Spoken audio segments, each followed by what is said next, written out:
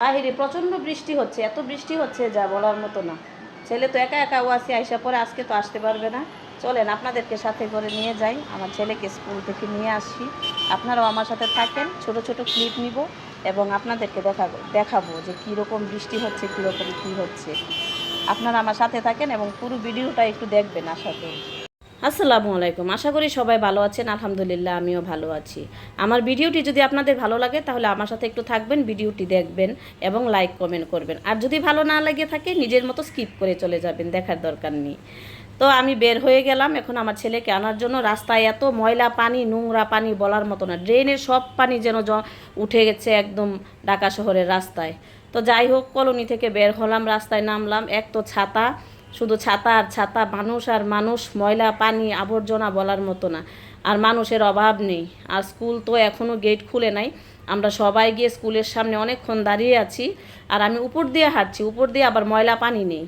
টিপ টিপ করে বৃষ্টি পড়ছে কিন্তু ময়লা পানি নেই, সেই জন্য আমি উপর দিয়ে হাঁটাহাঁটি করছি। যেহেতু আর 10 মিনিট আছে আমাকে দাঁড়িয়ে থাকতে হবে, সেই জন্য আমি উপরেই দাঁড়িয়ে আছি এবং হাঁটাহাঁটি করছি। ছাতার জন্য কিছুই দেখা যাচ্ছে না, কারোর চেহারাও ঠিকভাবে দেখা যাচ্ছে না।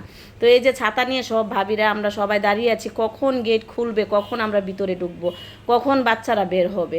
আমরা বাচ্চাদের জন্য অস্থির হয়ে আছি, যেহেতু বৃষ্টি পড়তেছে, ওরা তো ছুটি হওয়ার সাথে সাথে মাঠে নেমে যাবে, নিয়ে চিল্লাচিল্লি শুরু করবে, বৃষ্টিতে ভিজবে। এমনি তো সিজনাল জ্বর সবার হচ্ছে, সেই জন্য আমরা সবাই এই আলোচনাই করতেছি দাঁড়ায় দাঁড়ায়, যদি আমাদেরকে আগে আগে ঢুকতে না দেয় তো বাচ্চারা তো বেরিয়ে একদম ভিজে যাবে। তো যাই হোক, গেট খুলে দিল, আমরা সবাই ঢুকে পড়লাম। ঢুকে পড়ার পরে এত বৃষ্টি ঝুম করে হঠাৎ করে নামছে যা বলার মতো না। আমারও বৃষ্টিতে ভিজতে ইচ্ছে করছিল। যাই হোক, আমি বৃষ্টিতে ভিজবো না, কারণ আমারও শরীরে হালকা হালকা জ্বর আছে। আর আমি ভিজতে গেলে তো আমার ছেলেও আমার সাথে ভিজে যাবে, সেই জন্য আমিও ভিজলাম না। তো এই যে দাঁড়ালাম, দাঁড়ানোর পরে এই যে দেখেন কীভাবে ঝুমঝুম ঝুমঝুম করে বৃষ্টি পড়তেই আছে, যা বলার মতো না। তো আমি ছেলেকে নিয়ে বাসায় আইসা পড়লাম এই বৃষ্টিতে ভিজে। আর কোনো ক্লিপ নিতে পারলাম না, যেহেতু আমার ছেলের হাতে ব্যাগ আছে, আমার হাতে ছাতা আছে, ওর হাতে ছাতা আছে, মোবাইলও ভিজে যাবে, সেই জন্য আর ক্লিপ নিতে পারলাম না। এই যে বাসায় আসলাম, আমার বাসা যেহেতু রাস্তার পাশে, আইডিয়াল স্কুলের পাশে, আপনাদেরকে দেখাচ্ছি বৃষ্টির কারণে কিভাবে জ্যাম একদম জমে গেছে। দেখেন, জ্যামের কোনো শেষ নেই। আর বৃষ্টি আসলে রিক্সা তো পাওয়াই যায় না, যেই রিক্সাগুলো পাওয়া যায় এগুলো দূরেও যেতে চায় না। তো যাদের বাসা একটু দূরে তাদের একটু কষ্ট হয়ে যায় আসা যাওয়া করতে, রিক্সা ভাড়াটাও একটু বেশি চায়। তারপর আবার রাস্তায়ও পুরো জ্যাম হয়ে থাকে বৃষ্টির কারণে।